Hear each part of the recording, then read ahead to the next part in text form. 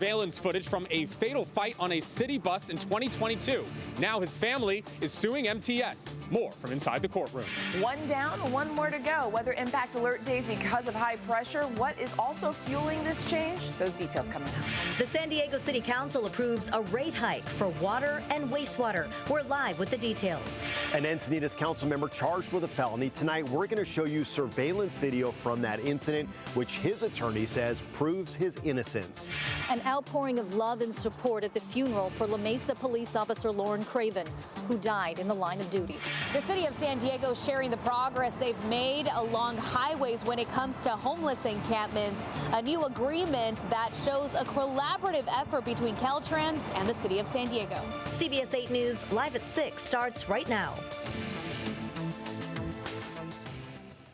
Tonight, we're getting our first look at surveillance video from an MTS bus of when a man was choked to death in April of 2022.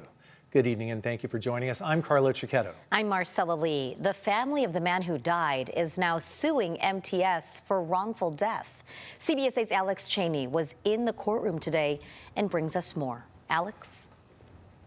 Yeah, Marcella, this is another really sad story. It's a complicated case. The family of then 28-year-old Anthony McGaff said that the bus driver on that MTS bus back in 2022 didn't do enough to save their son after that incident occurred. McGaff entered the bus at night. He then had an argument with another woman who was on the bus that was taking photos of him, and then that altercation occurred. Here's more.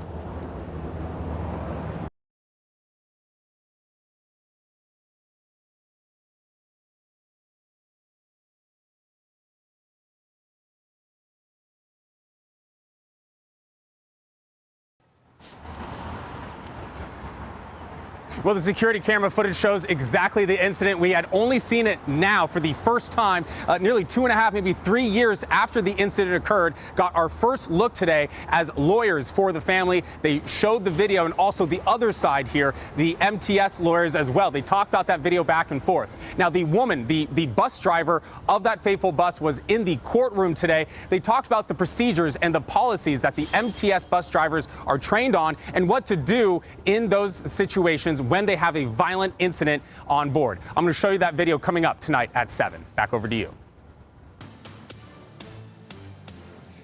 Thanks, Alex. It is feeling more like summer than fall across many parts of San Diego, and that means today is a weather impact alert day. Chief Meteorologist Carlene Chavis joins us for a first look at the heat and how long it's set to stick around. Carlene. One down, one more to go. We got one more afternoon. We were talking about these warmer than usual temperatures, especially a throwback to when you're talking about 90s across the inland valleys when it comes to summertime heat. So when we look at how we shaped up for today, we had 96 degrees for Ramona as well as for Valley Center, 92 degrees today for Escondido, and 90 degrees for El Cajon. We're looking at warmer temperatures by tomorrow across the inland valleys and even right there along the coast. So still with weather impact alert days, at least, well, one more. We had it today, and we're looking at the elevated fire weather concerns also in our forecast all the way through Wednesday. So we've had some Santa Ana winds that have been fueling this change out there. So dry and gusty, and that's going to continue with that heat. So heat advisory will continue until about 7 p.m. for tomorrow night. So looking at another afternoon when we have daytime highs that are going to be in those widespread 90s and up towards about 97 degrees. You got 95 degrees tomorrow for Ramona, 96 degrees for El Cajon, 92 for Escondido.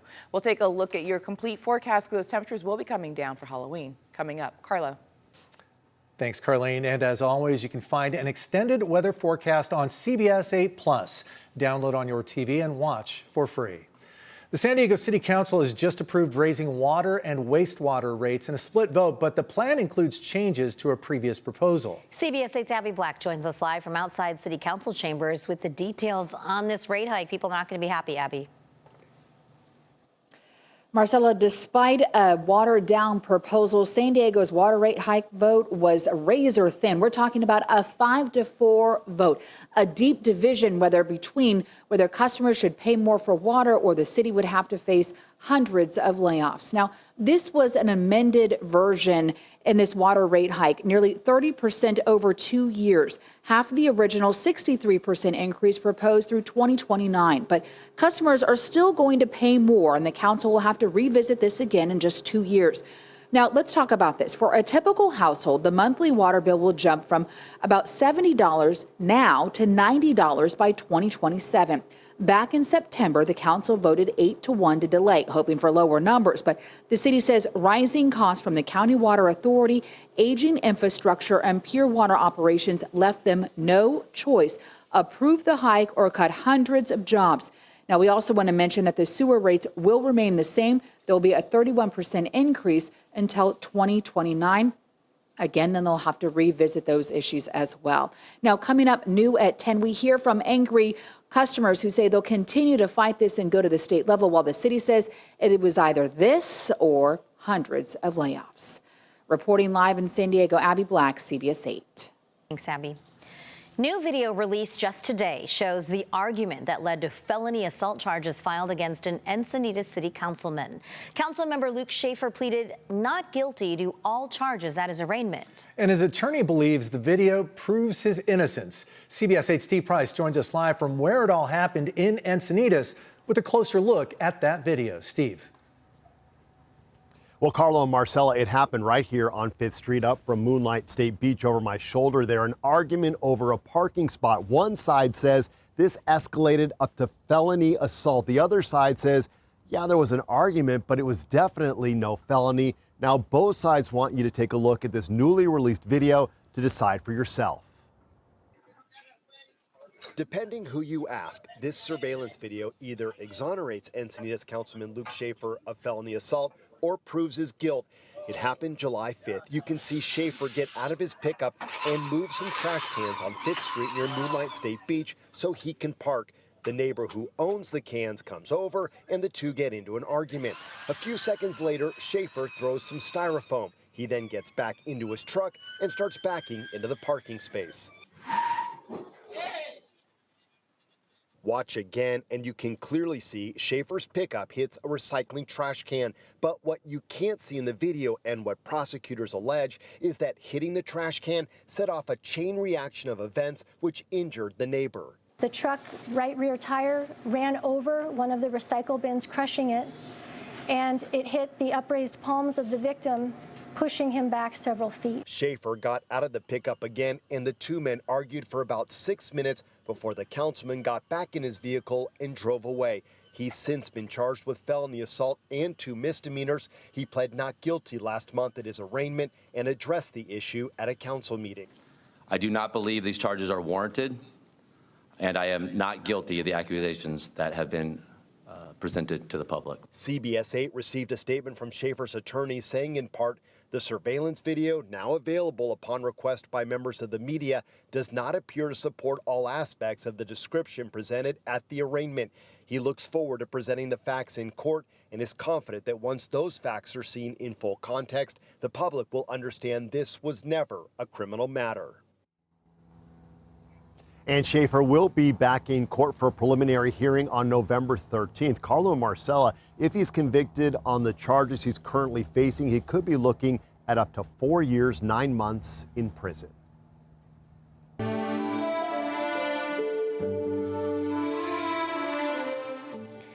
A final goodbye to a La Mesa police officer killed in the line of duty last week while helping victims in a crash on Interstate 8.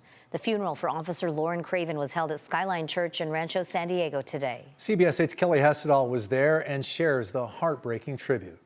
It was an emotional day here at Skyline Church. Officer Craven's funeral went on for more than 2 hours. People shared stories about her, and you really got a sense of who she was. Now here's her partner of the past few years, Miles. I always told you I felt like I was put on this planet to take care of you, but these past 4 years prove it was you who took care of me. Officer Lauren Craven's partner, Miles, talked about how much she found joy in the little things in life. Trips to the grocery store, making chocolate cake for her grandmother, and in taking care of the cat they adopted, named Bo. Lauren, I still imagine you coming through that door, coming back at 6:30 in the morning, calling your dad while Bo greeted you. Bo misses his mom, and your fiery love for him illustrates the kind, generous, beautiful person you are. Today, law enforcement and first responders from across the region paid tribute to Officer Craven. A 700-vehicle procession accompanied her body to Skyline Church, where it drove beneath a giant American flag hanging from a La Mesa fire truck. Officer Craven's mother and sister stood at her casket, put their hands on it, hugging and crying. At this stage in her life, she was very happy. She was confident. She loved being a police officer and all that came with it.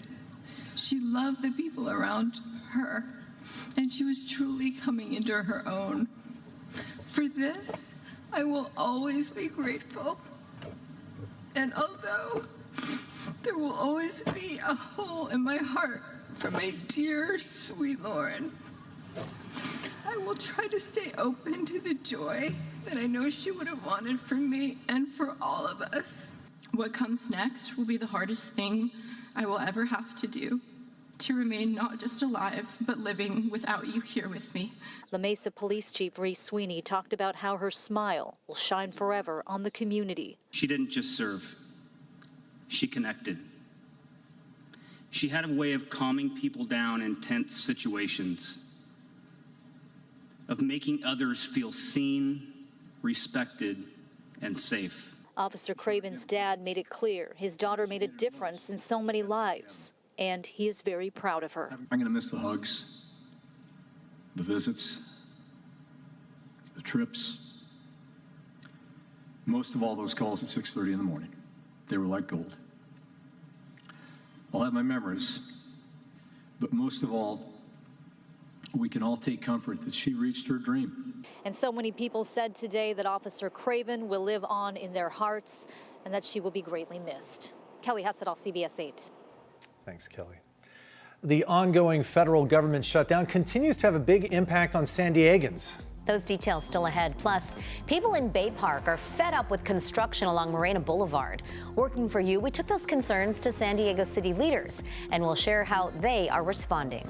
First, an update on a pilot program helping clear areas along freeways after this.